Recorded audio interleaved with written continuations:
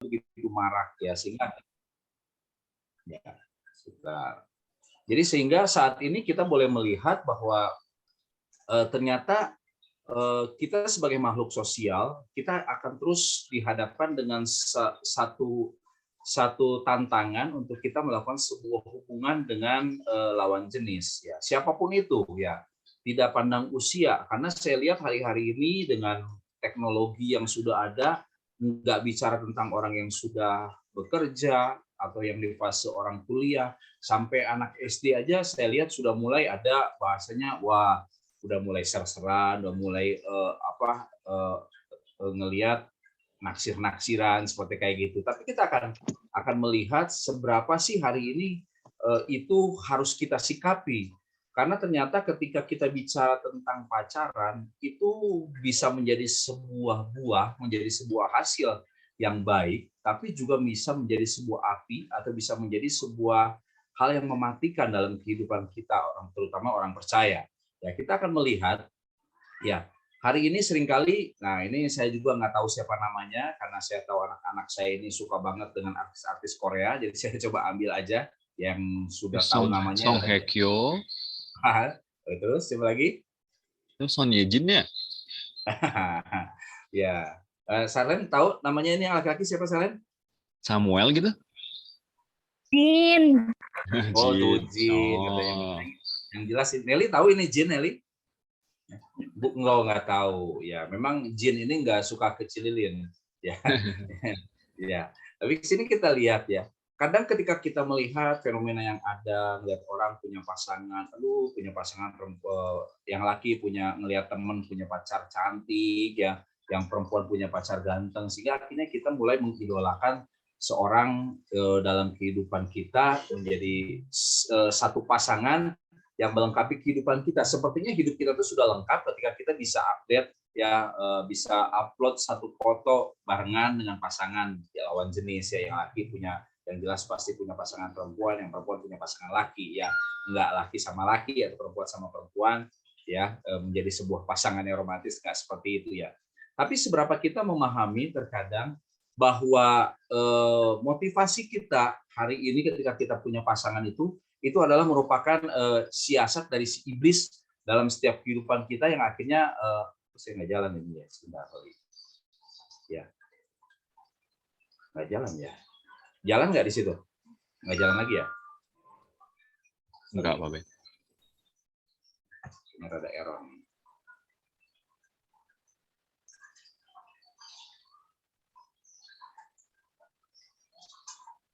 Mati ya. Oke. Ya. Ya, kita tanpa kita sadari bahwa ternyata itu merupakan jebakan-jebakan si iblis yang membuat setiap kita hari ini membuat sebuah keputusan dalam setiap hidup kita. Nanti saya akan sharingkan seperti apa sih, ya bagaimana hal-hal itu ternyata menjadi suatu hal yang bukan esensi dalam kehidupan kita ketika kita menjalankan kehidupan kita hari ini sedang kita lewati pada saat ini. Ternyata punya pasangan yang cantik, punya pasangan yang ganteng, yang sedini mungkin harus kita punya, itu terkadang itu menjadi sebuah siasat si iblis yang tidak pernah bisa kita sadari itu ternyata ada. Gitu ya. Makanya kita harus memahami dulu tentang kata kasih, ya karena ini seringkali dibuat menjadi abu-abu, dibuat menjadi ngeblur gitu ya. Apa sih arti kasih itu gitu? Makanya kita memang harus sama-sama belajar tentang kata kasih dan juga nafsu. Apa sih kasih? Apa sih itu nafsu ya? Dan kita dapat melihat bahwa hawa nafsu, kalau kita boleh melihat di dalam Yakobus 3 ayat 16, firman Tuhannya bilang begini, sebab di mana ada iri hati dan mementingkan diri sendiri, di situ ada kekacauan dan segala macam perbuatan jahat. Ini adalah definisi tentang hawa nafsu. Kita bisa mengambil di dalam Yakobus 3 ayat 16 ini. Jadi ketika kita sedang memikirkan tentang segala sesuatu yang sifatnya adalah memuaskan diri sendiri, ya bahkan sampai akhirnya mengorbankan orang lain dan mengambil hak orang lain menjadi milik kita, itu adalah sesuatu yang sifatnya adalah merupakan hawa nafsu. Ya, jadi tadi firman Tuhan katakan bahwa sebab di mana ada iri hati dan mementingkan diri sendiri, di situ ada kekacauan dan segala macam perbuatan jahat. Jadi kalau kita sudah bicara tentang kepentingan diri kita sendiri, hanya bicara tentang me, ya not you gitu, bukan tentang kamu, bukan tentang orang lain, tentang diri sendiri, kita harus waspada. Karena apa? Pada saat itu kita sedang memutuskan untuk diri kita akhirnya berhenti bertumbuh. Ya. Nah, kita akan lihat kasih itu seperti apa. Kasih itu ya seperti yang ada di dalam Yohanes 3 ayat 16. Karena begitu besar kasih Allah akan dunia ini, sehingga ia telah mengaruniakan anaknya yang tunggal, supaya apa? Supaya setiap orang yang percaya kepadanya tidak binasa, melainkan beroleh hidup yang kekal. Ini adalah sebuah contoh, ya, aplikasi kehidupan yang berbicara tentang kasih yang sesungguhnya. Artinya apa? Tidak berbicara tentang memuaskan diri sendiri, tapi berbicara tentang memberkati orang lain. Ya, bahkan kita berbicara tentang mengorbankan diri kita sendiri untuk apa? Untuk kita bisa memberi, ya, memberi diri kita, memberi hidup kita, memberi waktu kita, sehingga apa? Sehingga akhirnya menjadi buah, menjadi sebuah manfaat yang bisa dirasakan oleh banyak orang. Saya harus tekankan dulu untuk dasar diri dulu sebelum kita nanti bicara tentang kata pacaran ini, gitu ya. Karena nanti di kata pacaran ini kita baru akan bahas lebih dalam lagi. Kita harus bisa bedakan dulu. Hari ini ketika kita bicara memutuskan saya mau pacaran. Nah, pacaran kita tuh lagi apa nih gitu ya? Apakah hari ini kita berbicara tentang hawa nafsu atau hari ini kita sedang berbicara tentang kasih? Sehingga akhirnya nanti ada parameternya kapan sih kita bisa dan boleh pacaran, ya. Kalau hari ini kita hanya bicara tentang pemuasan diri kita sendiri, aduh, gua udah umur berapa nih, hari gini belum punya pacar, apalagi yang masih sekolah kayak Sarlen hari ini masih sekolah udah mulai mikirin, aduh yang lain udah pada punya pacar, yang lain udah punya gebetan, saya belum. Hanya bicara tentang kepuasan diri sendiri. Ya, bahkan nanti akhirnya bisa mengorbankan orang lain, ya, karena nggak pernah lagi bicara tentang diri kita sendiri, tapi bicara tentang bukan bicara tentang kepentingan orang lain, tapi berbicara tentang kepuasan diri sendiri. Sehingga akhirnya apa? Kita nggak pernah bisa punya pertumbuhan di dalam rohani kita. Nah, kita akan melihat, ya, kata pacaran ini, ya. Jadi apa sih yang dimaksud dengan kata pacaran yang hari ini sangat umum? Walaupun di dalam firman Tuhan nggak pernah bahas tentang kata pacaran, tapi di dalam dunia nyata pada saat ini, ya, bahwa pacaran ini sangat sangat lugas sekali ya dibicarakan ya di dunia nyata pada saat ini.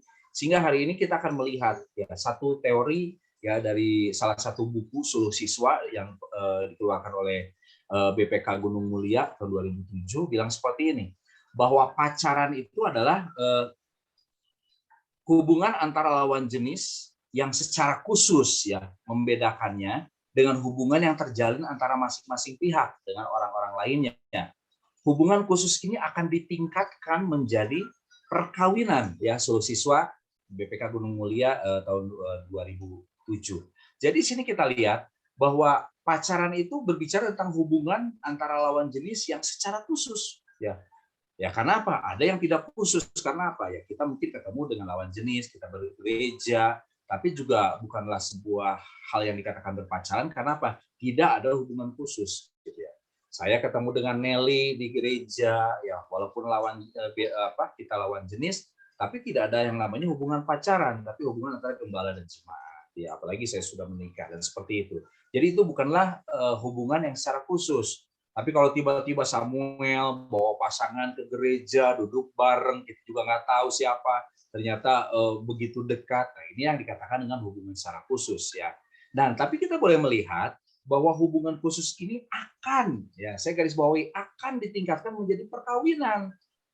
Nah, kenapa saya harus bahas ini? Ini menjadi sesuatu yang akan ditingkatkan menjadi perkawinan. Ternyata ada sesuatu hal yang penting yang akan kita bahas di sini. Bagaimana kita dapat menyikapi pacaran itu, kapan sih boleh, kapan sih waktunya gitu ya.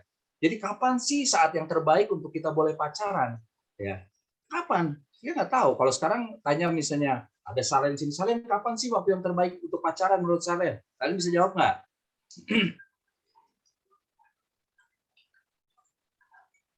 Menurut aku, pas Apa? lulus Lulus apa? sekolah Lulus sekolah SMA atau lulus sekolah kuliah? SMA. Oh gitu. Jadi Biar parameternya cepet ya. lulus sekolah SMA. Biar gitu cepet ya. Nah, biar cepet. Ya mungkin kita punya pemikiran-pemikiran yang lain. Kapan sih waktunya gitu ya untuk kita bisa pacaran? Tapi ternyata kapan sih saat kita saat yang terbaik untuk kita boleh pacaran jelas setelah kita mengalami yang namanya satu proses pendewasaan. Dewasa apa? Secara mental dan secara spiritual. Dan biasanya kapan? Biasanya ketika memasuki masa kuliah. Contohnya, kita juga mau bikin SIM. Kenapa sih harus dibatasi? Ya, mulainya dari umur 17. Ya, enggak umur 15 atau 14. Padahal banyak yang bisa bawa motor, yang bisa mengemudikan motor dari masih SMP, bahkan SD. Hari ini sudah pada bisa untuk bawa sepeda motor.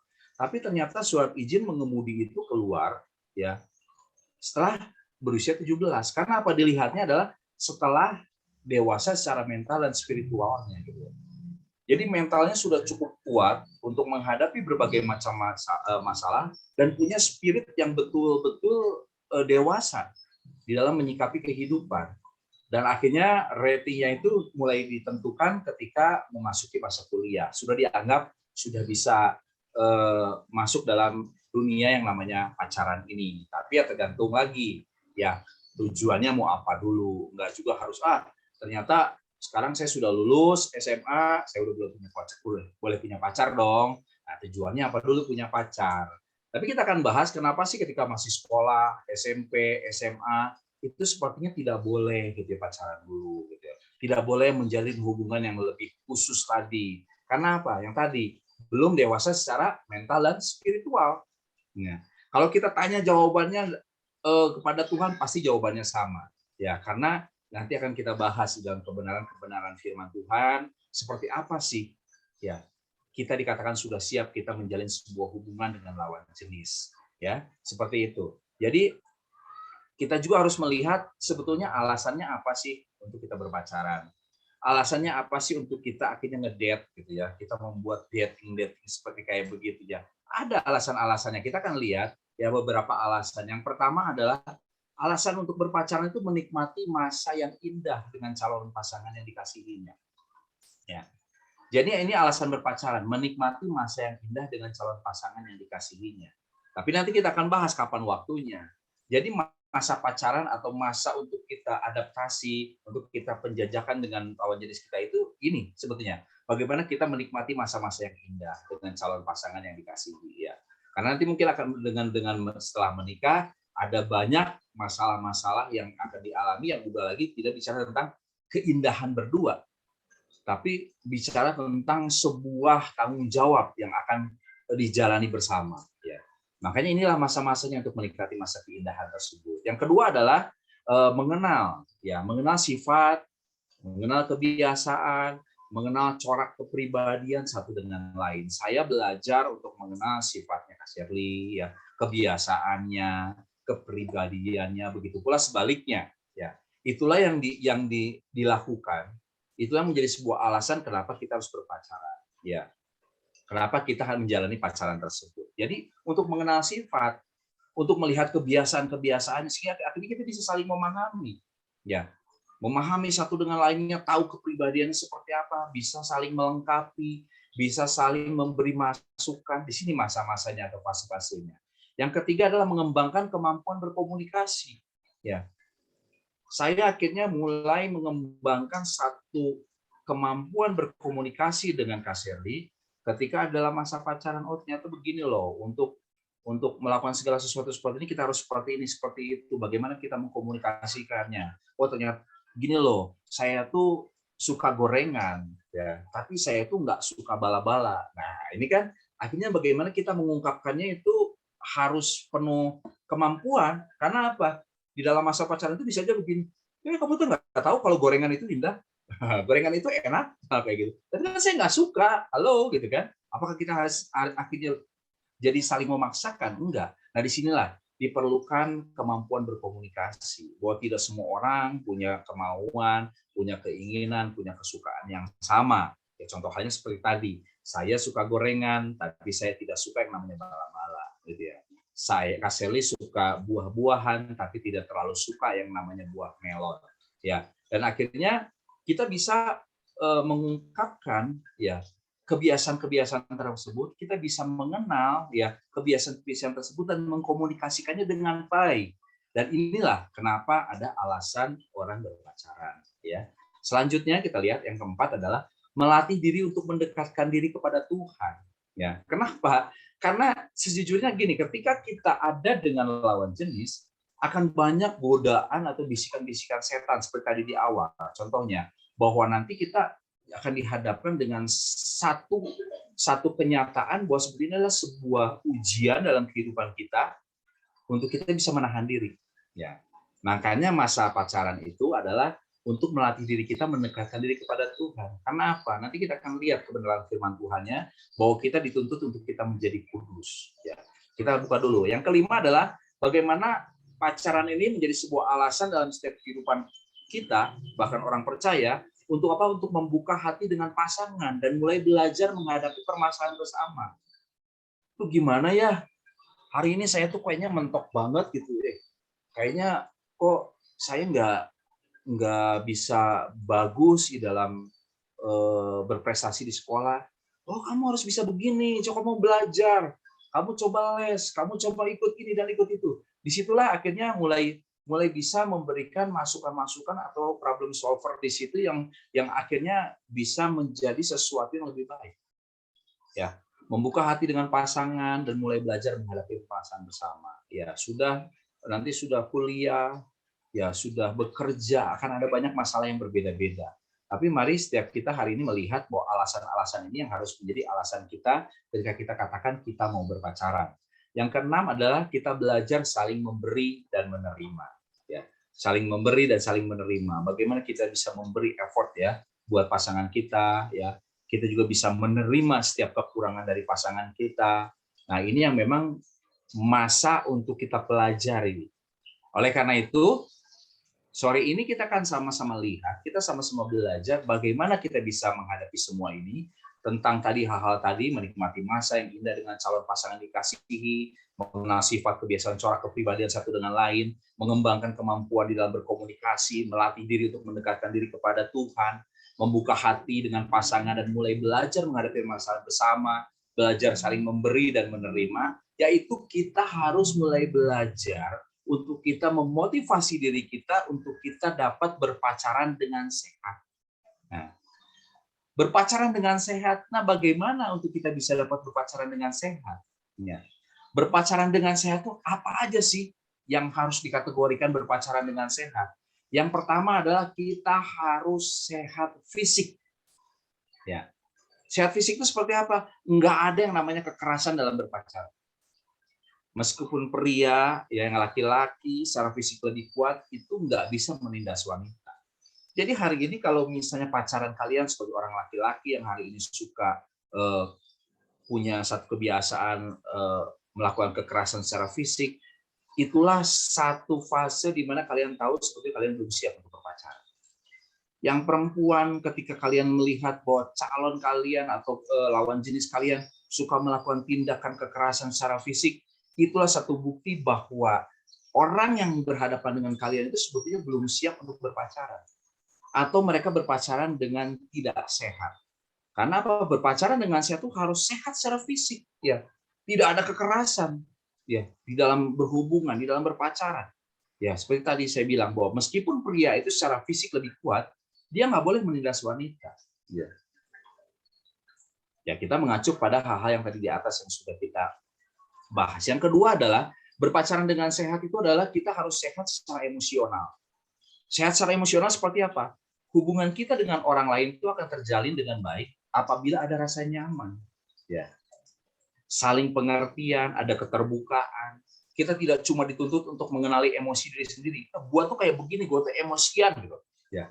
Kamu harus ngerti gua dong, nggak begitu gitu. Tapi betul-betul harus bisa memberikan rasa nyaman. Kita emosian membuat nyaman nggak pasangan kita gitu. Kalau hari ini kita nggak membuat nyaman pasangan kita, artinya kita lagi nggak sehat secara emosional. Dan yang penting adalah bagaimana kita mengungkapkan atau mengendalikan emosi kita dengan baik. Nah, ini yang perlu kita sikapi.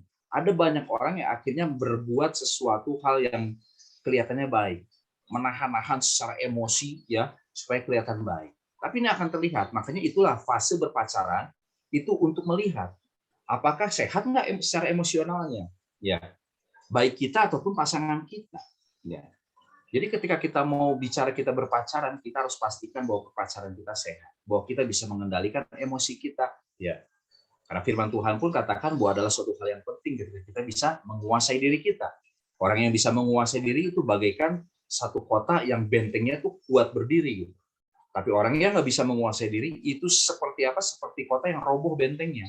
Sehingga apa? Akan banyak musuh bisa masuk. Ya. Kalau kita nggak bisa mengendalikan emosi kita, artinya bahwa ada banyak peluang iblis untuk bisa ngeboncengin hidup kita, ngeboncengin hidup kalian.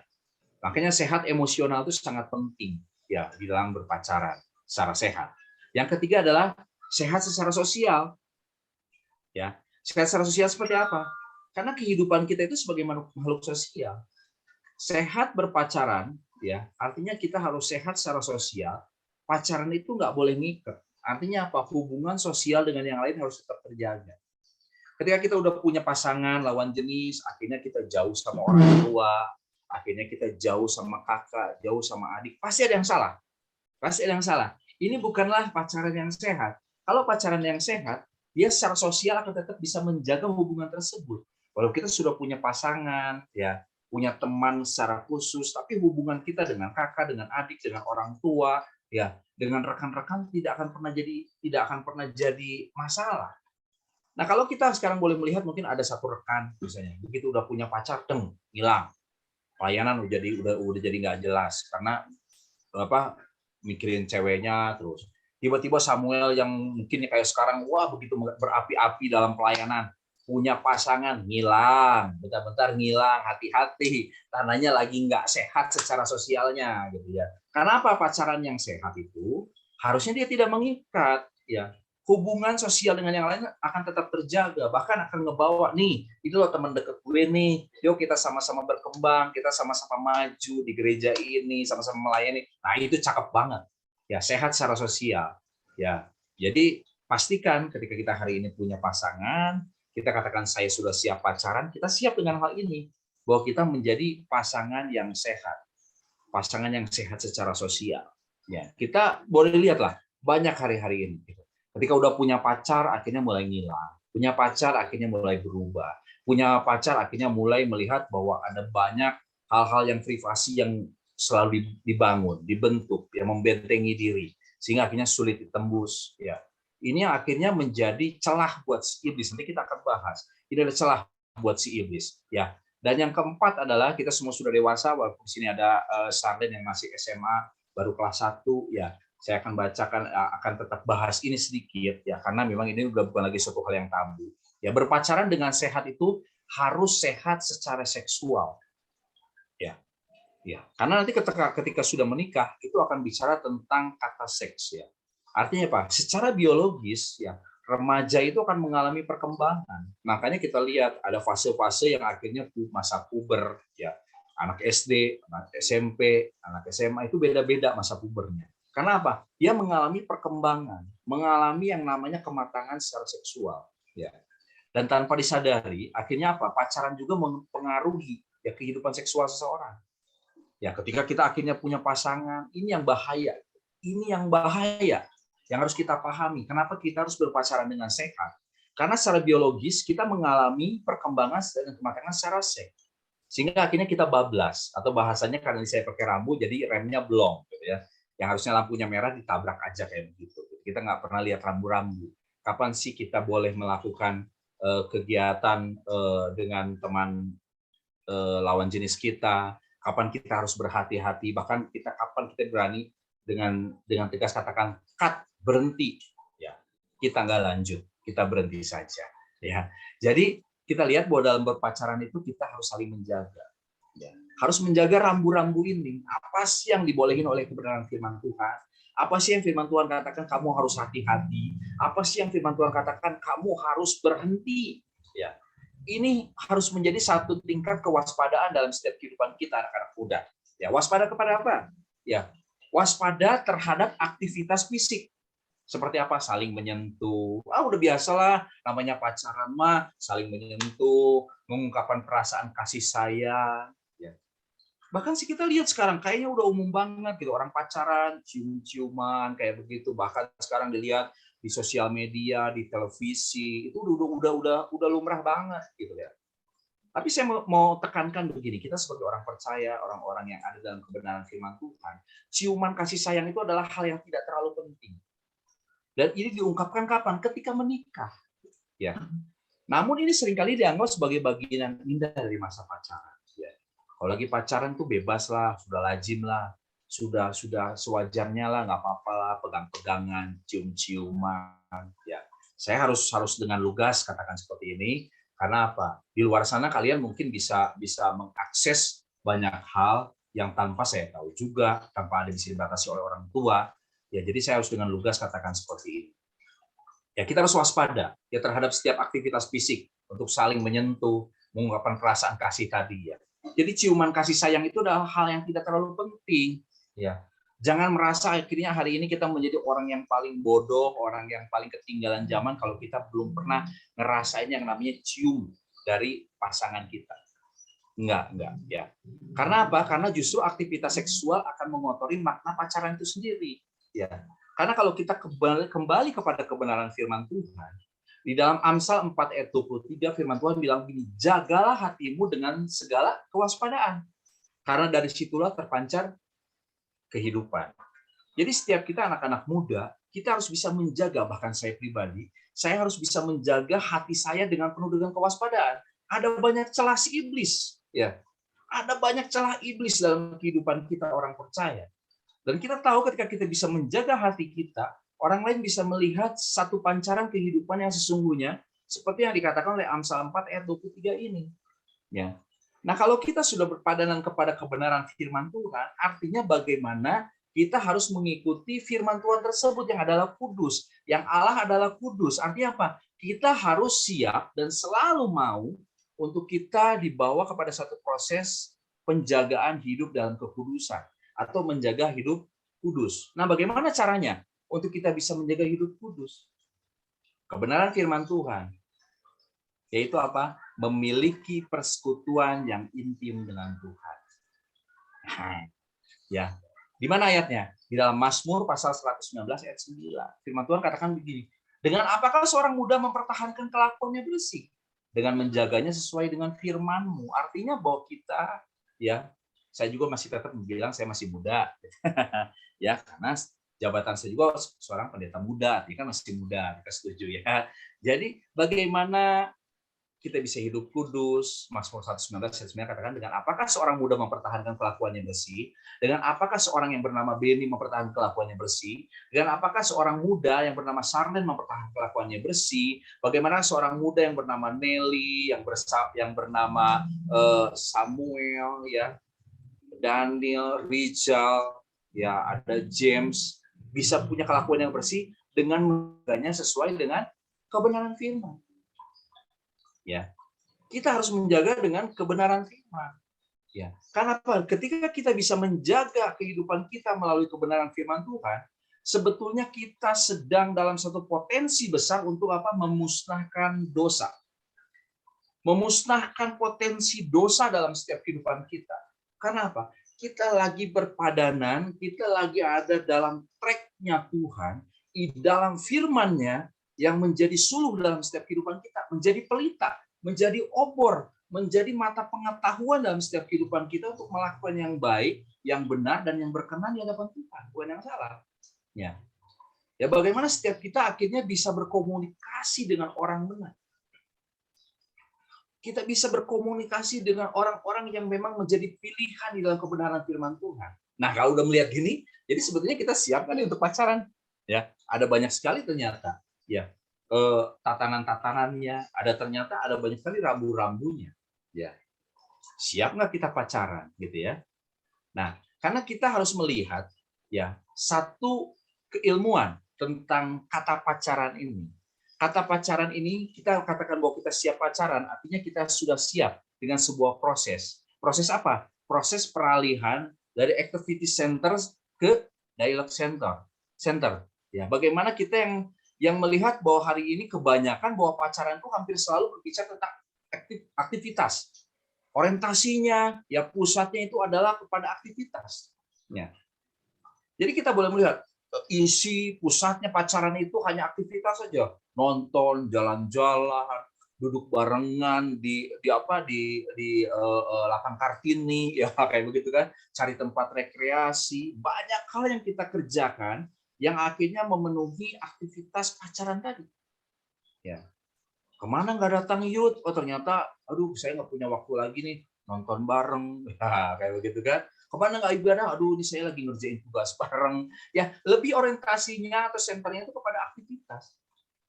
Dan saya mau katakan begini, bahwa pacaran dalam jangka waktu lama itu nggak bikin saling kenal. Percaya deh. Saya ini 10 tahun pacaran sama Kak Sally.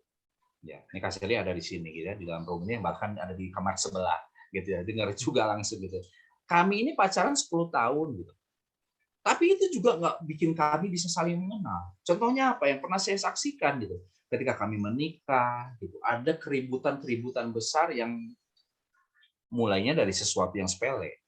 Dari mulai ngeletakin gayung yang berbeda lah, dari mulai kebiasaan mencet odol, ya kayak begitu. Ada 10 tahun loh pacaran.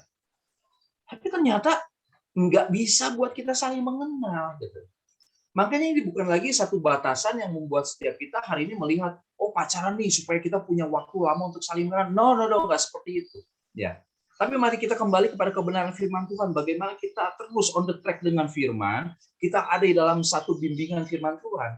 Karena apa? Pusatnya pacaran itu bukan pada aktivitas. Nonton, jalan-jalan, duduk berdampingan, curhat-curhatan, cari tempat rekreasi, ya selfie lah kayak begitu, foto bareng, makin banyak foto lebih baik dan sebagainya. Enggak seperti itu. Ya. Jadi seharusnya seperti apa? Bahwa aktivitas itu bagus, ya. Aktivitas itu bagus, tapi senternya itu bukan pada aktivitasnya gitu. Bukan pada kegiatannya, tetapi kepada komunikasi, kepada dialognya, yaitu interaksi antara pribadi itu secara utuh. Sehingga apa? Hasilnya adalah suatu pengenalan yang benar dan paling mendalam. Aduh gimana nih, gue udah mulai dingin nih sama Tuhan. Aduh mulai gimana nih, kayaknya saya udah mulai nggak enak nih ketika saya berdoa, kok kayaknya kosong banget. Doa bareng. Nah ini keren banget. Ya, bagaimana kita punya satu pasangan lawan jenis, kita bisa saling support. Ya, ketika kita curhat satu kondisi kita, bawaannya selalu begini, doa yuk, serahin sama Tuhan. Ya, karena apa? Kalau kita nggak mulai seperti itu, ketika kita masuk dalam kehidupan rumah tangga, ada banyak badai besar yang akan dihadapi. Ya contohnya saya harus mengalami masa karantina mandiri, ya masa isolasi mandiri.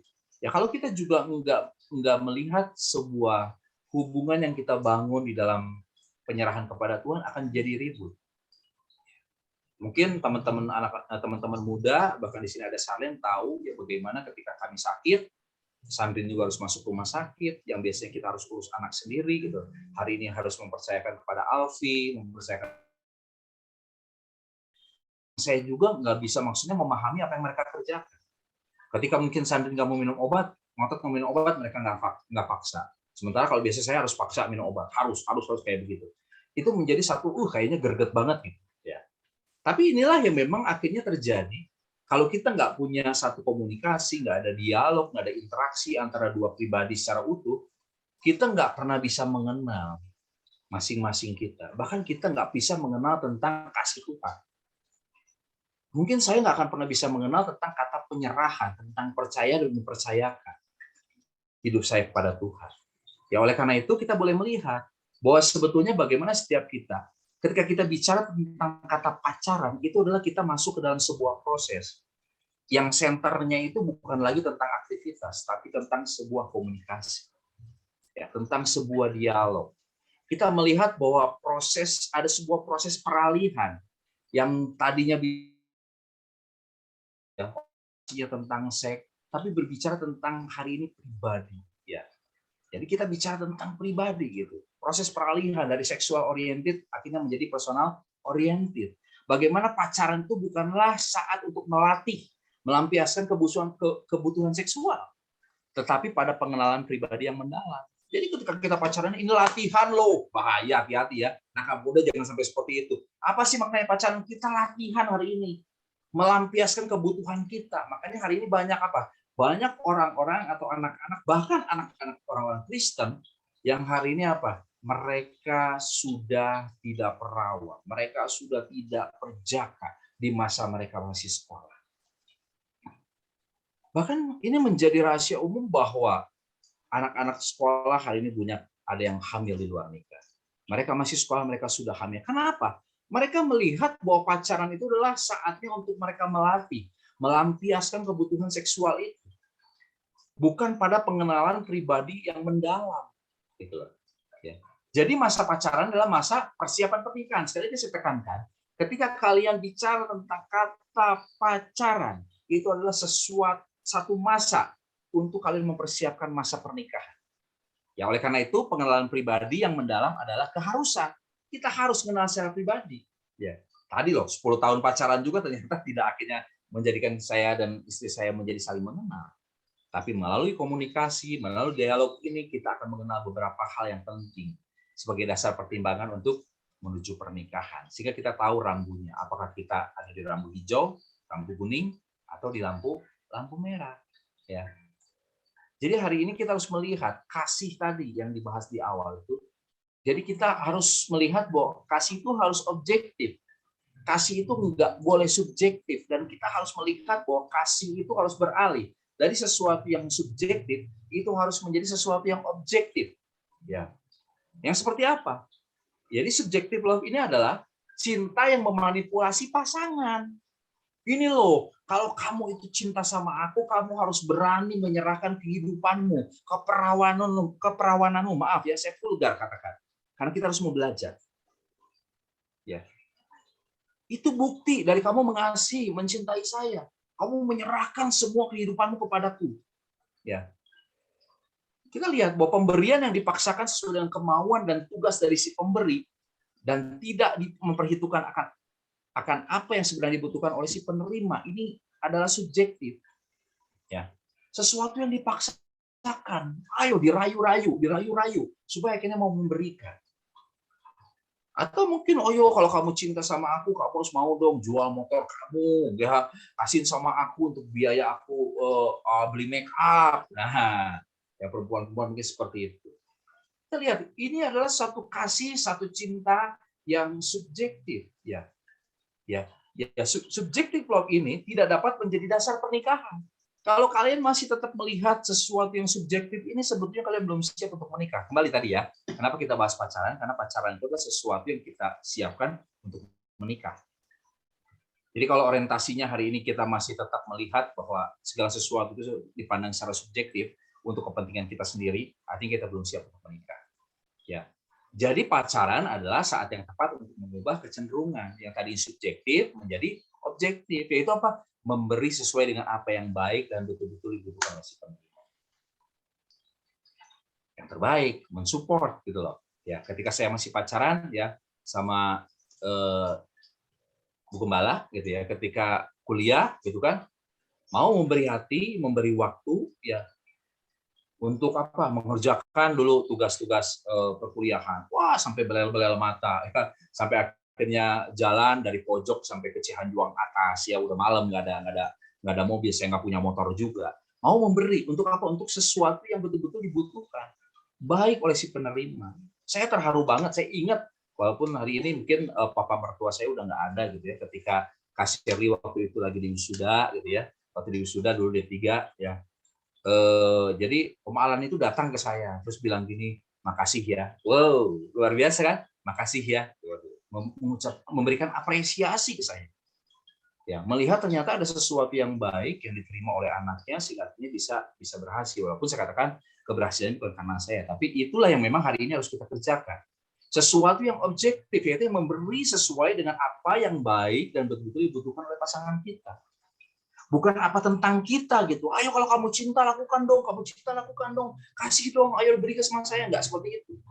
Tapi justru kita melihat sesuatu yang memang hari ini diberikan kepada orang lain. Ya, kita harus melihat sesuatu yang memang hari ini juga proses-proses peralihan. Ya, dari sesuatu yang bicara tentang romantisan itu bicara kepada sesuatu yang real, yang realistik. Ya, karena apa? Romantic love itu adalah kasih yang tidak realistis sebetulnya gitu ya. Kasih yang dalam alam mimpi doang, yang didasarkan dengan pengertian yang keliru bahwa kehidupan ini manis-manis ya, cinta-cintaan, sayang-sayangan, ya, manggil halo yang, ya masih pacaran udah halo babes, ada kayak begitu, yang romantis ya.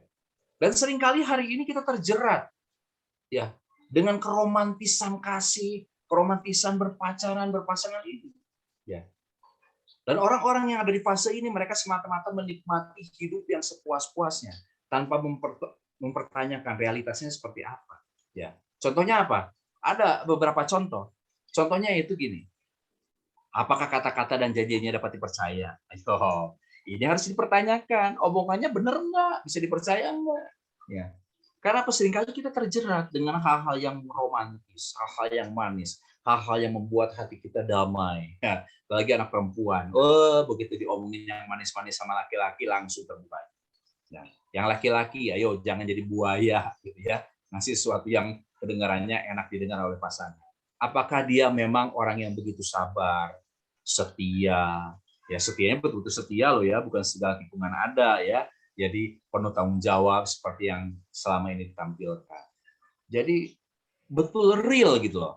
Apakah realiti hidup itu akan seperti ini terus-menerus, penuh cumbu rayu, rekreasi, jalan-jalan, cari hiburan, makan tuh cinta.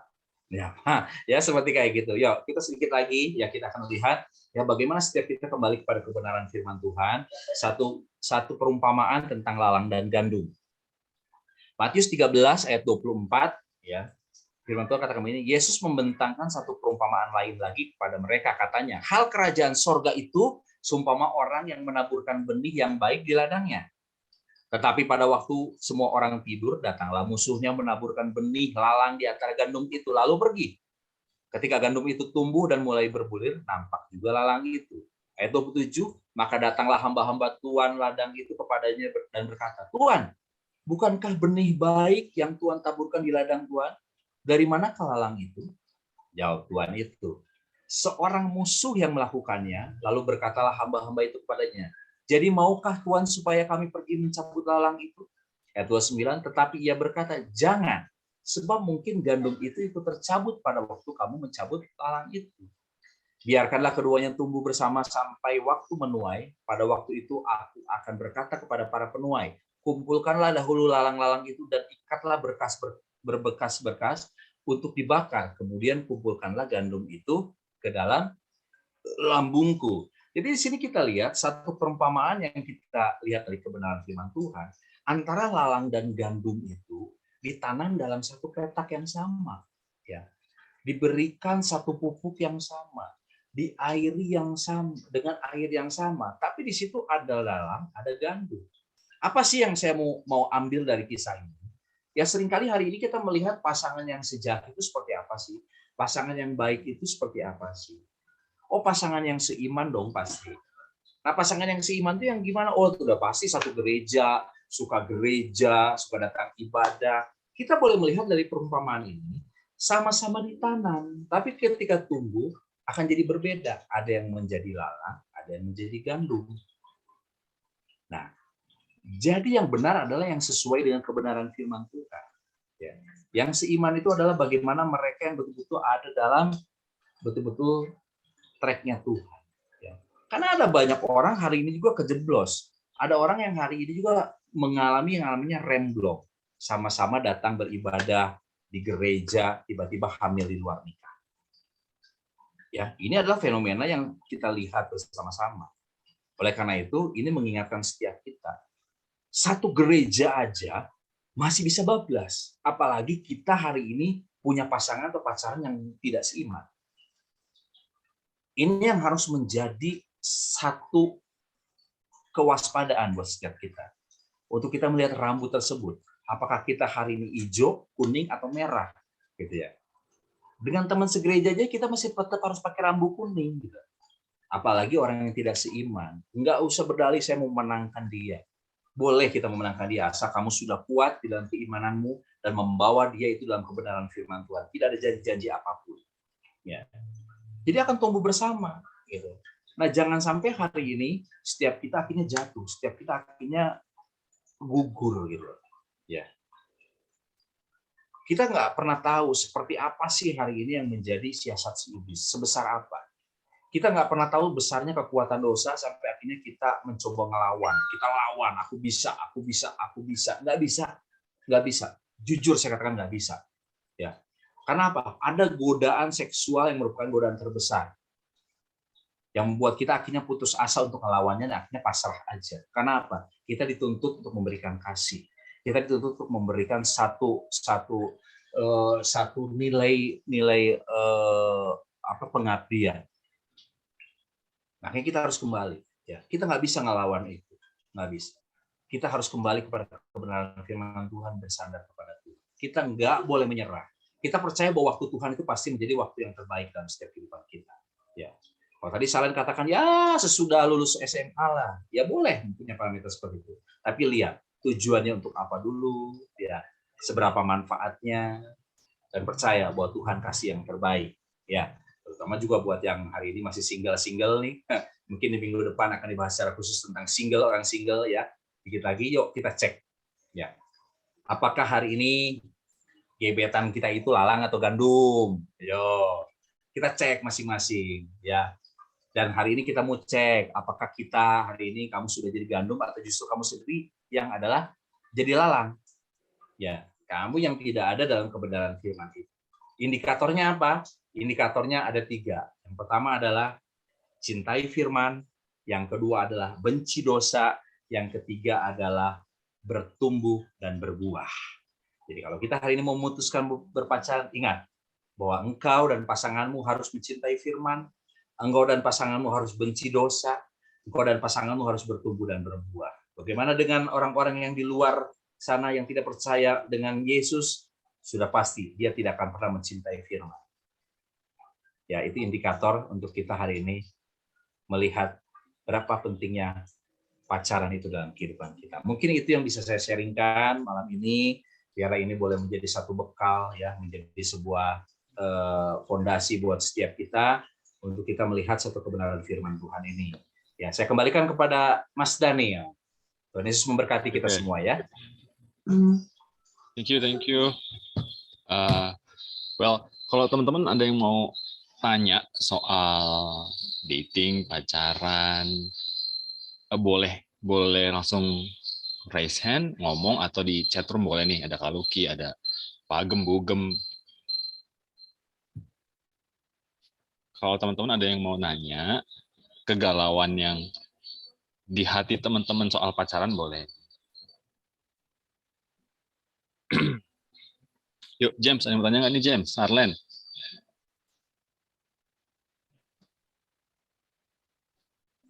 Amora mau nanya, Amora? Oh, enggak. Gue nanya deh. Nah, Pak Ben kan, atau ini siapa lah boleh ya. Kalau Ki boleh, apa namanya, kasih masukan atau bugem gitu ya. Apa namanya, pandemi gini kan,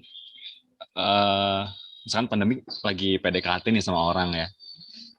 Pandemi, COVID, PDKT sama orang, kelihatannya cocok, tapi belum pernah ketemuan nih. Boleh nggak sih jadian? Boleh nih, siapa yang mau jawab boleh. Kalau Ki mau jawab dulu.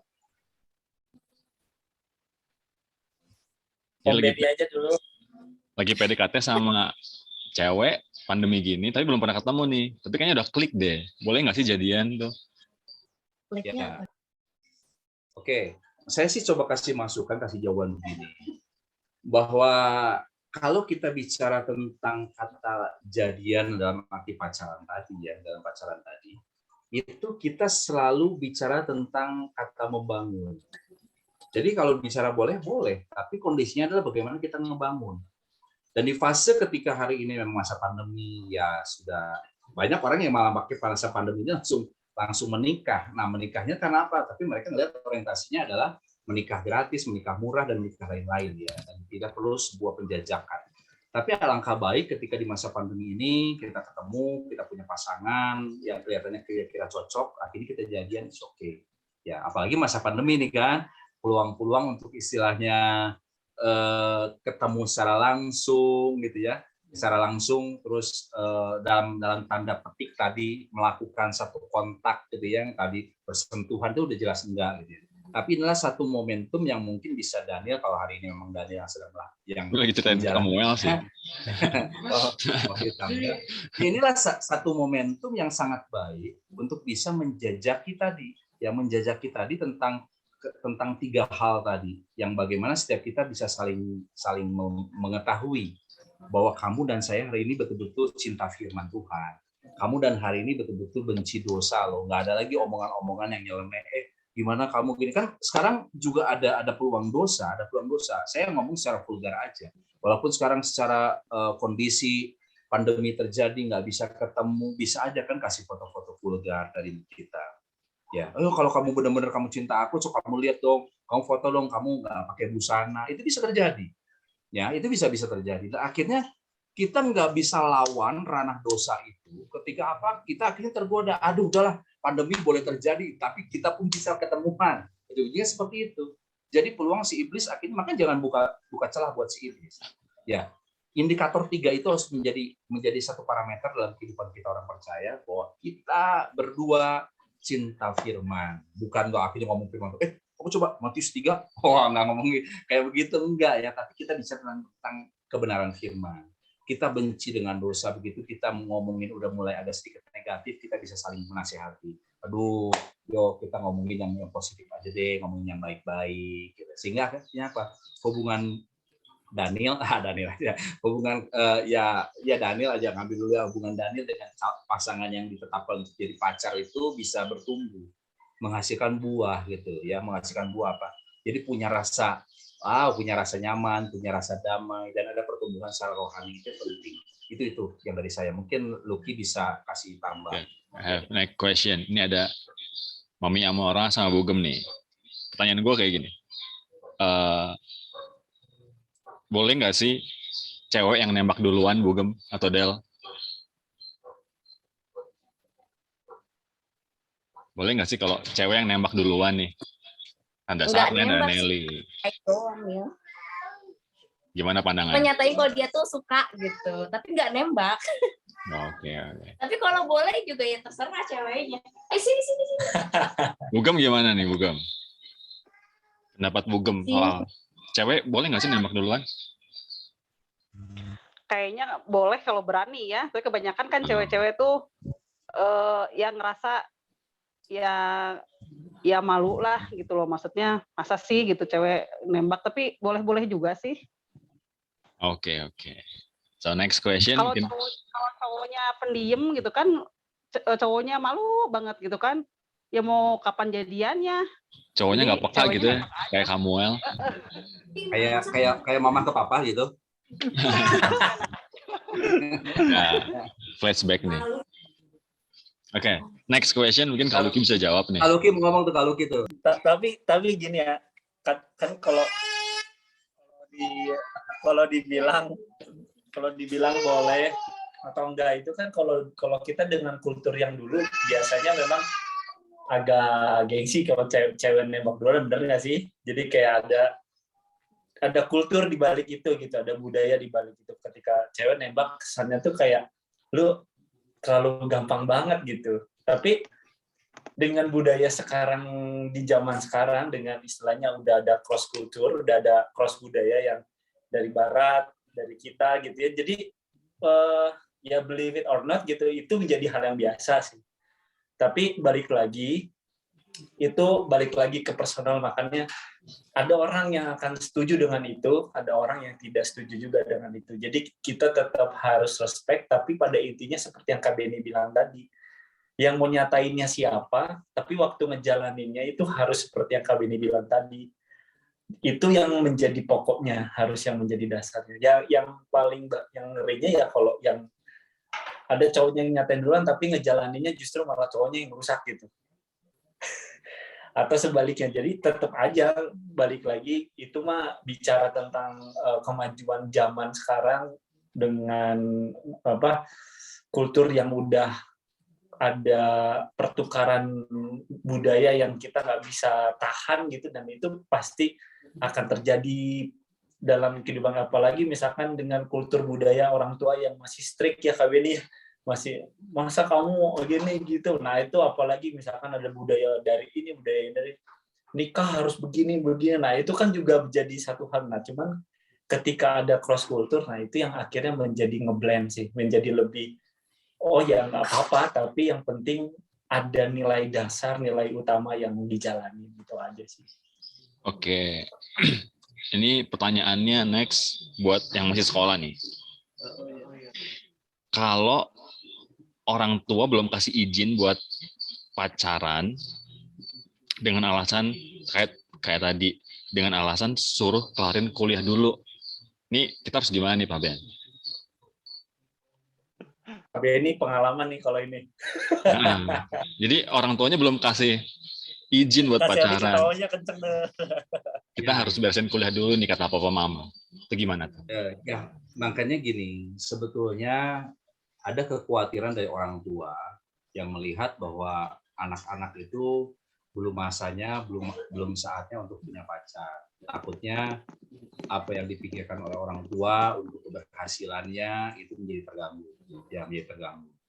Jadi siasatnya sebetulnya yang mensiasati ya, mungkin di sini ada satu yang nggak masalah ya, menjadi sebuah motivasi ya, menjadi sebuah motivasi bahwa apa yang hari ini sedang dikerjakan, dilakukan itu penuh dengan tanggung jawab. Ya. Jadi kalau misalnya orang tua bilang belum saatnya, kamu harus beres kuliah dulu. Ya alasannya kan kita juga bisa kasih gitu.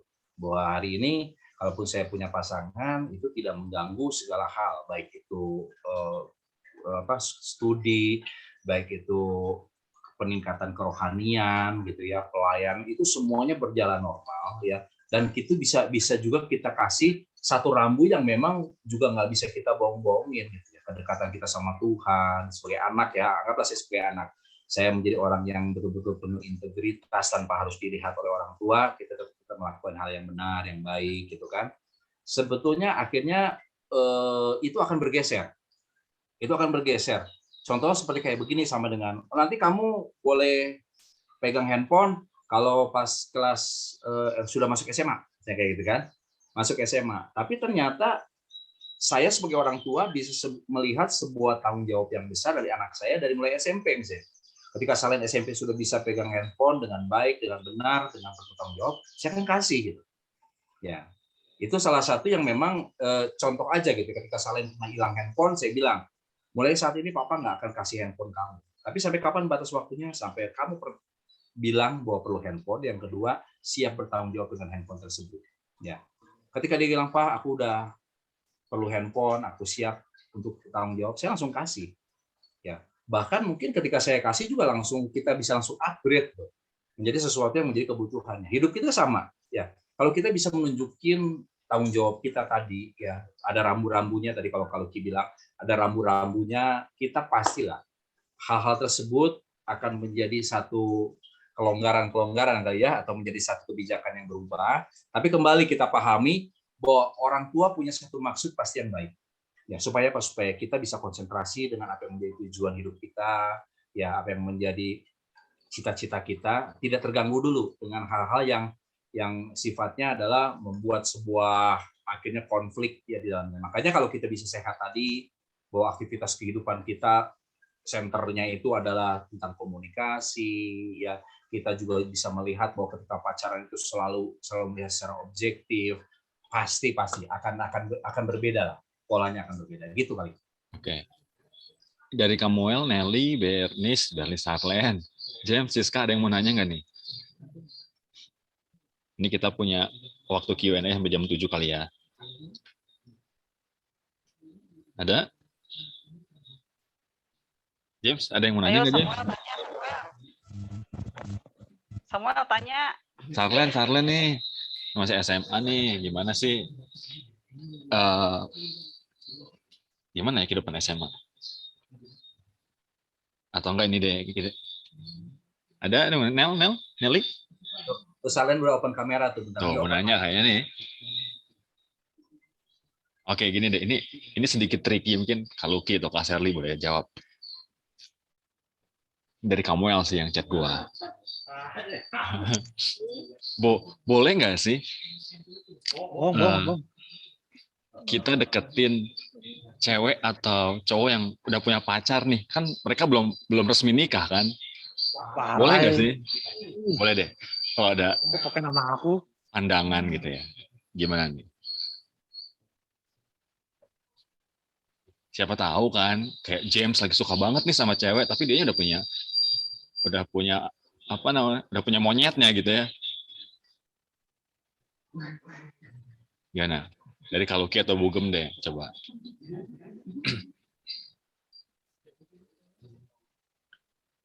Sebelum minggu depan kita bahas singleness, jadi kita bahas pacaran dulu sekarang. Kalau minggu depan kita nggak bahas gini-ginian.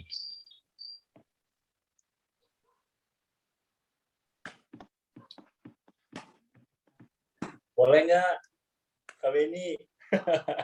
Kan belum pacaran, kan belum nikah tuh mereka. Bohong itu Pak Ben, si Daniel bohong. Jadi gini Samuel ya. Aduh. Jadi harus ingat tadi di slide awal. Ya. Jadi kamu harus bisa bedakan tentang kasih dan nafsu tadi. Ya. Ketika misalnya kita mau pasangan orang lain menjadi pasangan kita, ya kita balikin dulu. Si Daniel parah. Tujuan kita tuh apa, Moel?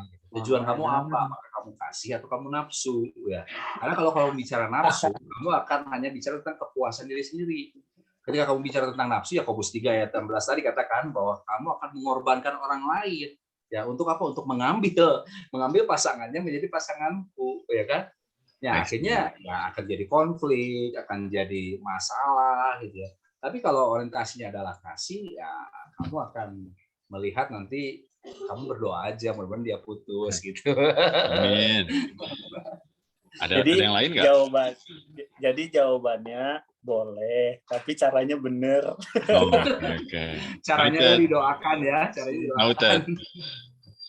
Nah, oke, next. Bukan ditikung, nunggu putus dulu, bro. Nah, ini follow up question ya sebenarnya.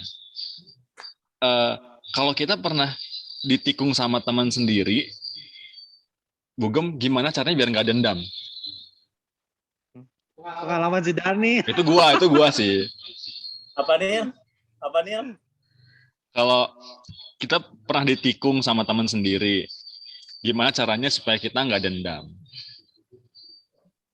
Kan sakitnya tuh, aduh, kasuat-suat gitu ya. Nggak tahu, nggak pernah sih. Jadi nggak pernah. Jadi ya kita lihat dulu cowok itu sebenarnya kalau emang bener cowoknya baik-baik ya, emang bener dia tuh sayang sama kita ya kita berdoa aja gitu. Kalau misalnya dianya juga nyimpen hati ke si teman kita itu, ya kayaknya bukan jodohnya juga kali ya. Oke. Masih sakitnya sampai sekarang? Masih ada ya, dikit lagi lah, Pak Ben. Bolongnya dikit lagi. Jadi enak bener ketawanya ya. Sama yang terakhir kemarin ya. Oh gitu. Enggak, baru lagi katanya, baru lagi Ki. Oh gitu. Oke, next question. Jadi masih banyak. Neil. Jadi itu mungkin terlalu naif, Neil. Terlalu naif kalau saya jawab kayak begini ya. Tapi nggak ada salah. Karena kita memang harus mau belajar tentang firman Tuhan ya.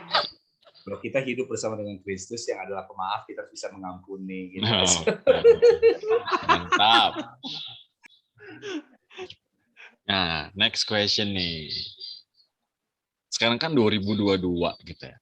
2022, apa sih pendapatnya Pak Ben kalau Ki Bugem yang udah nikah ya, soal perjodohan gitu. Kalau misalnya kita mau nolak, tapi di satu sisi kita juga harus hormat dan taat sama orang tua. Jadi bingung. Gimana nih pandangannya?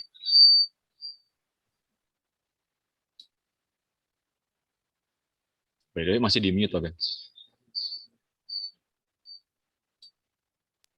Oke, saya ya dulu ya Ki ya. Jadi kita ya kembali lagi lah ya bahwa kita itu kan diperintahkan Tuhan begini, menghormati orang tua. Menghormati orang tua itu tidak juga semata-mata kita harus mengikuti semua polanya. Tapi ingat, kita boleh nggak sepaham sama orang tua. Walaupun sekarang ada proses penjodohan, kamu harus sama ini, kita nggak bisa.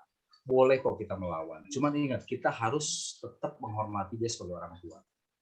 Makanya berikan sebuah nilai Ya, kita harus kasih efek dulu gitu loh ya Kak, ke orang tua kita bahwa ini saya itu seperti ini loh gitu. Saya bisa menentukan hidup yang menurut saya itu juga baik gitu. Tidak hanya kata orang tua itu baik. Nah, mungkin dari Lucky sama Boleh nih, gimana soal perjodohan?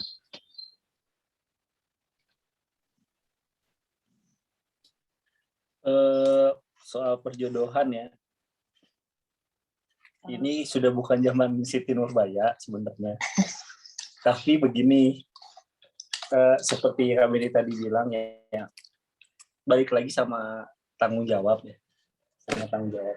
It means gini, kalau misalkan gini lah, kita let's say kita belum punya pasangan, terus orang tua kita menjodohkan. Kalau ternyata dijodohkannya dengan satu misalkan cewek gitu ya, satu cewek yang punya kualitasnya oke banget, masa kita mau nolak ya, bener nggak? Misalnya dari udah dijodohin, ternyata dikenalin sama Om Iko ngenalin sama pramugari. Bisa pramugari, cinta Tuhan, wah segala macam. Lah, kita kan bisa buka mata dengan baik lah ya. Oh yang gini masa kita mau tolak gitu. Tapi kan kalau anak muda tuh cinta itu buta kalau Ki. Buat kita tuh cinta itu buta.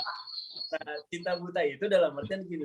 Ternyata misalkan kita sudah punya apa yang kita suka.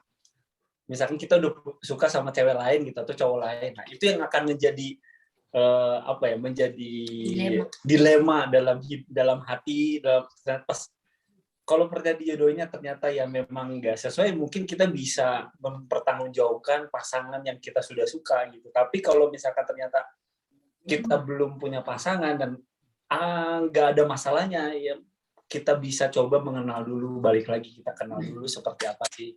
Nanti urusan nanti kita bisa seperti Kak Benny tadi bilang, nanti akhirnya ternyata kayaknya nggak cocok deh, kita ngomong lah sama orang tua kita seperti apa gitu. Oke. Tapi kalau ternyata dijodohinnya high quality sih ya jangan ragu-ragu bro.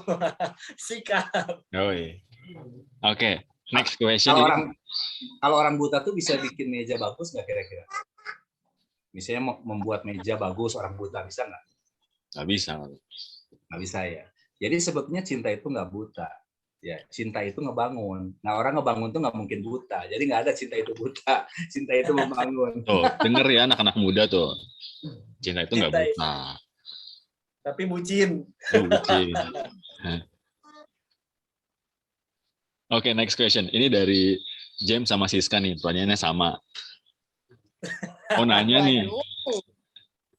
Soal si Daniel emang. Kembali ke rasa yang lama tuh gimana sih? Boleh nggak sih jadian lagi sama mantan gitu? Kalau mantannya udah Ini James sama Siska nih pertanyaannya sama, jadi aku up. Coba kalau Lucky dulu deh, kayaknya lebih berpengalaman mungkin sebelum sama Dela. Daniel. Aku nggak pernah balikan sama mantan soalnya. Kata Dela nggak pernah balikan sama mantan. Kalau udah putus ya udah, aku mah ya. Ya gini sih, kalau balik CLBK ya, cinta lama bersemi kembali. Mungkin David nih, kayaknya David. Namanya David. Aku. Gak gini lah, kalau kata gue balik lagi sama mantan ya, sebenarnya boleh-boleh aja. Tapi balik lagi kan, kalau kita udah tahu nilai dasarnya, kita bisa nilai dulu. Ini mantannya udah gimana nih. Terus atau enggak nilai diri kitanya juga gimana, diri kita udah berubah atau belum. Misalkan ternyata putusnya gara-gara kita gitu. Nah, kita mau balikan lagi sama dia, kitanya udah bertanggung jawab untuk mau ngubah nggak? Misalkan waktu itu putusnya ternyata kita selingkuh gitu. Apakah kita udah nggak selingkuh lagi gitu ya? Atau udah nggak kayak layangan putus lagi gitu ya? Apakah kita udah bisa bertanggung jawab dengan diri kita? Atau ada perubahan-perubahan yang signifikan yang kita udah bisa kasih value-nya? Ya menurut gue sih nggak apa-apa kita balik lagi sama mantan. Tapi kalau misalkan ternyata kita belum bisa bertanggung jawab dengan hal itu semua, apa yang udah kita lalui di belakang-belakangnya, ternyata kita masih melakukan kesalahan yang sama, atau misalkan ternyata mantan itu juga masih melakukan kesalahan yang sama, ya kita jangan seperti keledai ya, masuk ke lubang yang sama lagi gitu nantinya. Jadi malah nggak maju, malah nggak naik, malah turun-turun dan kejeblos lagi. Pengalaman dia dah. Ya, jadi itulah. Oke. Jadi lebih baik So, kita gimana? ya, Next seperti itu aja. question. Wait. Ingat Siska ya. Sijal. Sekarang pertanyaan Kak Sherly ya. Pertanyaan siapa? Kak Kak Sherly Sherly. Ini kalian nggak ada yang mau nanya nih? Nelly, James, Sarlen, Siska, Samuel. Ayo Nelly, jangan malu-malu Nelly, ungkapkan perasaanmu yang menjadi tanda tanyamu. Enak ya? Sarlen mau nanya nggak nih? Serius? Dia mau nanya cuma malu udah Pak Ben sih. Dan dia nanya di rumah nanti bro. Udah. Aman dia mah banyak bertanya, tapi nggak apa-apa kalau mulanya di forum kan supaya bisa dipertanggungjawabkan di Ya. depan umum. Nah, ini pertanyaan buat dari gua, Samuel, Siska nih. Bawa-bawa orang gitu. Orang bebas dia mah. Pertanyaannya gini. Sejak pandemi jadi susah buat cari pacar. Ada ide nggak? Ada ide. Beruntung ya udah punya pasangan ya. Ini kayak cawan ini. Cawan. Oh.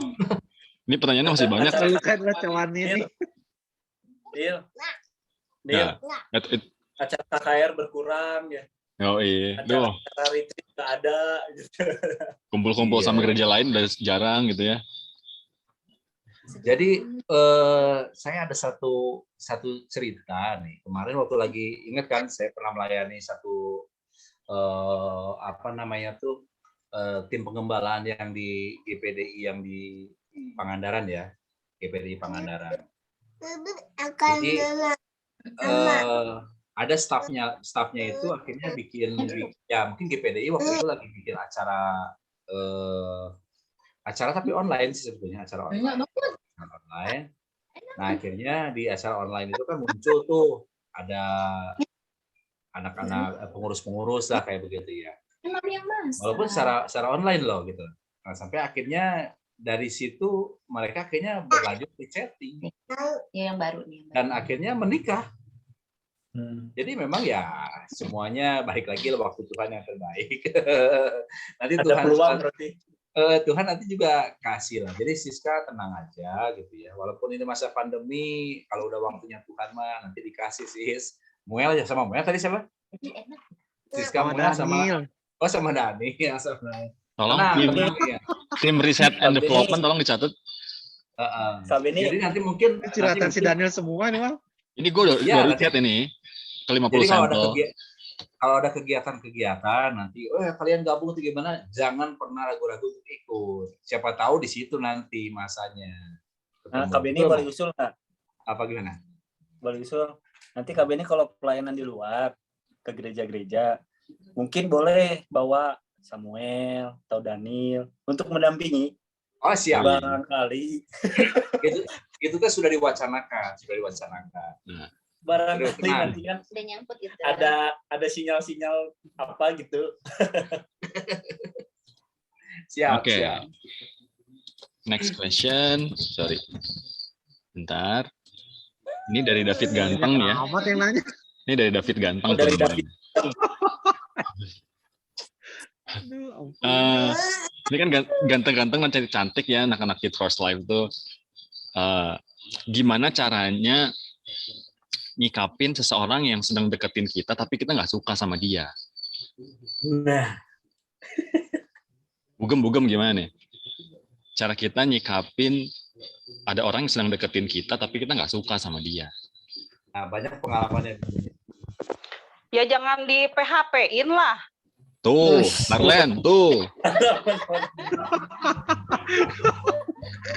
Apa itu PHP? This. ini singkat tapi Tuh. Jangan di PHP-in. Oke, noted. Singkat, padat, tajam. Ada lagi? Itu doang? Ya bilang aja nggak suka gitu. Itu. Udah, cut. Ya kan, soalnya Berdel. ada yang gitu terus aku bilang ya aku nggak suka, aku jadi teman kamu aja. Itu udah beres. Cari HP tuh karunya, Del. Ya daripada di PHP-in kan, sama aja ujungnya. mungkin bahasanya kali ya. Coba Bu Gem lebih agak sedikit melebar gitu. Dulu gimana waktu lagi nolak-nolak itu gimana sih coba? Oh, oke. Yuk, boleh. Kan kalau Dela tadi mah straight langsung, aku nggak suka sama kamu. Nah kalau Bugem gimana? Ya kita sebisa mungkin ya menghindar aja sih. Jadi kalau Kasari Ampun, Daniel beneran, dah. langsung ngomong gitu ya. Kita menghindar sebisa mungkin lah gitu. Terus untungnya pengalaman tuh udah ada yang ngedeketin Kak Sherly, yang Kak Sherly suka, jadinya kan tahu. Siapa nih? Asik. Siapa nih? Hey.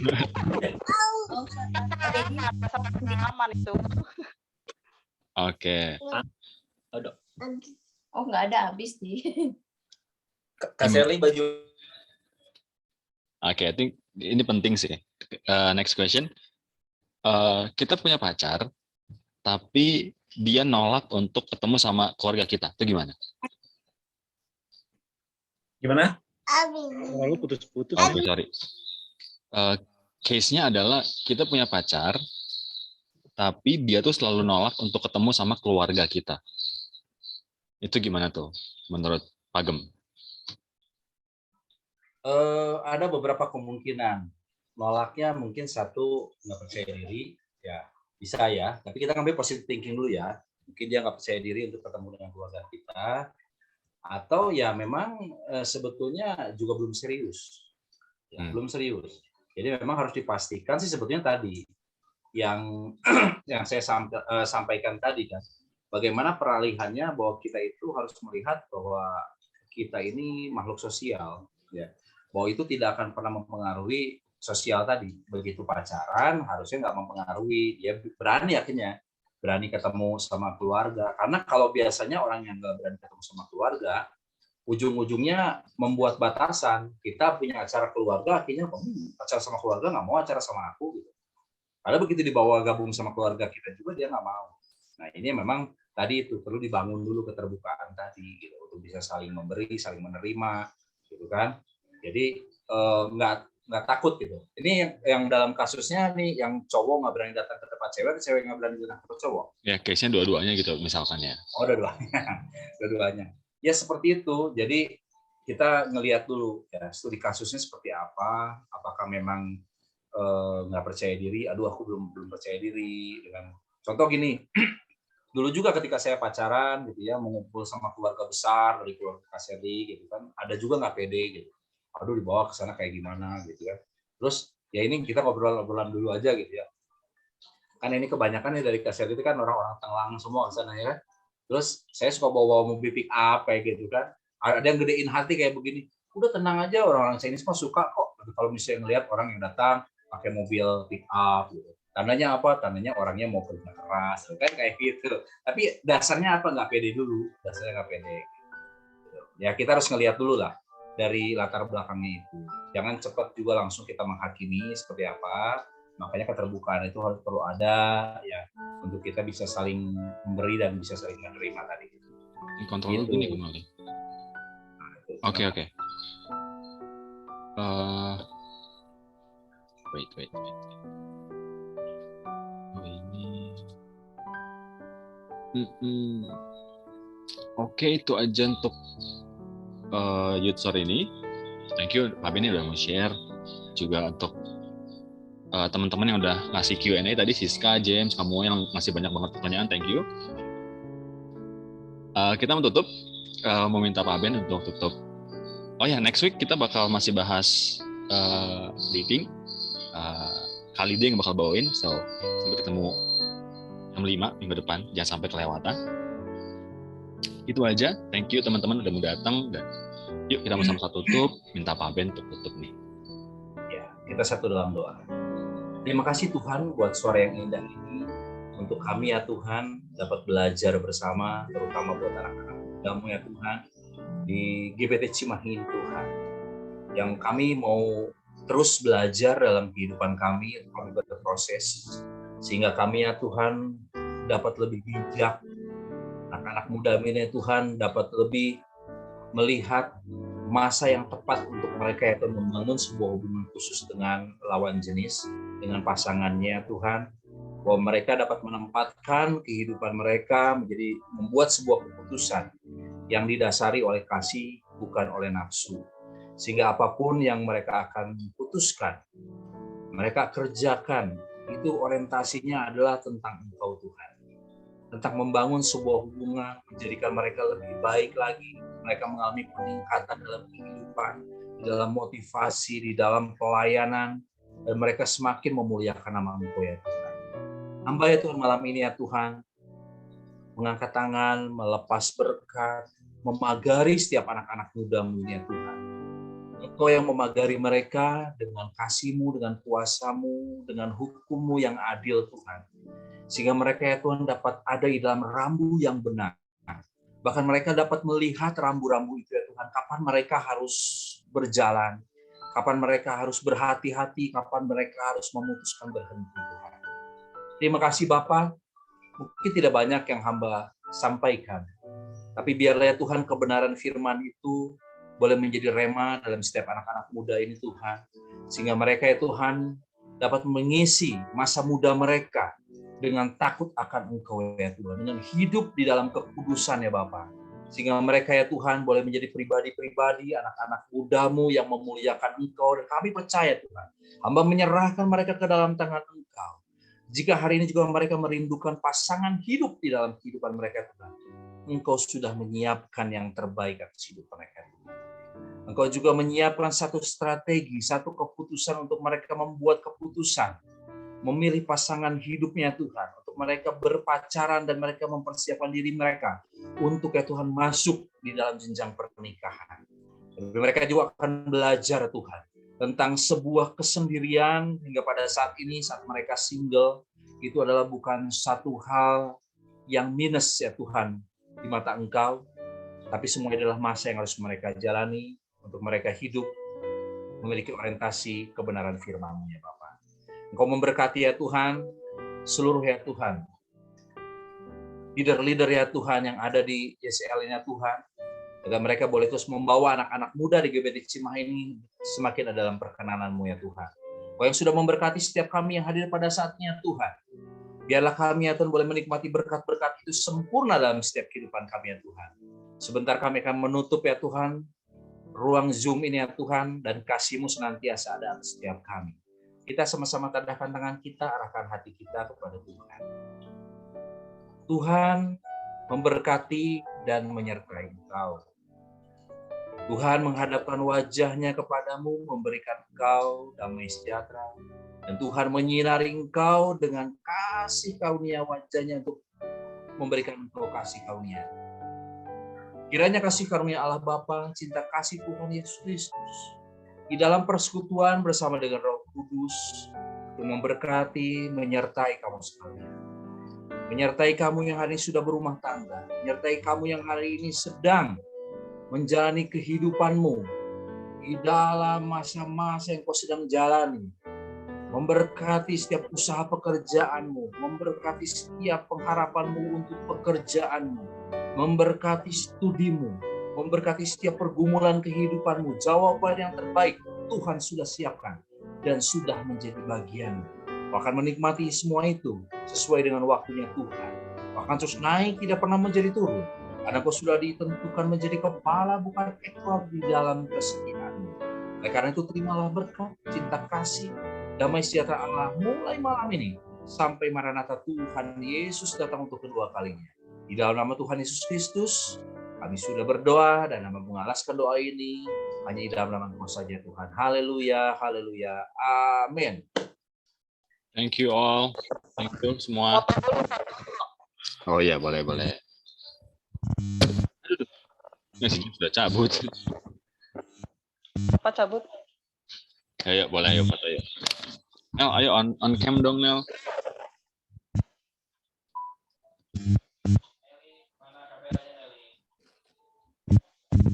Nelly. Nelly, kameranya mana Nelly? Halo.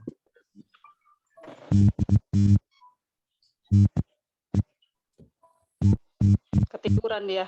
Tiduran kali ya. Wait, let me close this. So, hey sis, on cam sis.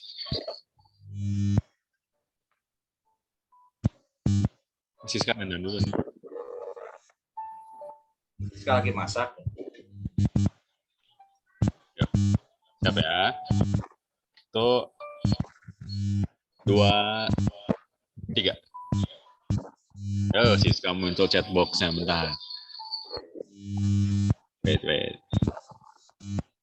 Oke, yuk ulangi ya.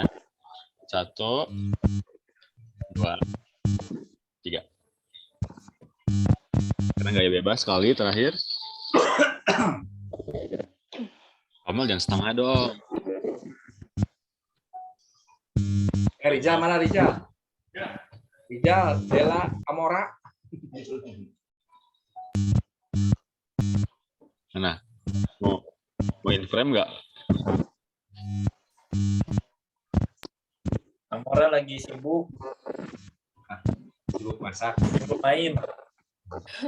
Gaya bebas ya. Terus udah mau join nggak atau lagi? Aku nungguin. Mau join Oh, nggak? enggak. Oh, Jempolnya udah dari tadi ngangkat nih. 1, 2, 3. Foto. Oke, thank you semua. Pak Ben, thank you Bugem. Ya, Delisis Kak David. David lagi. Kamu yang itu. Nelly, Ya. makasih ya Nelly ya. Sehat semua sama Nelly ya. God bless you Minggu depan Nelly. semuanya. bless, boleh live guys. Ya, oke Dela.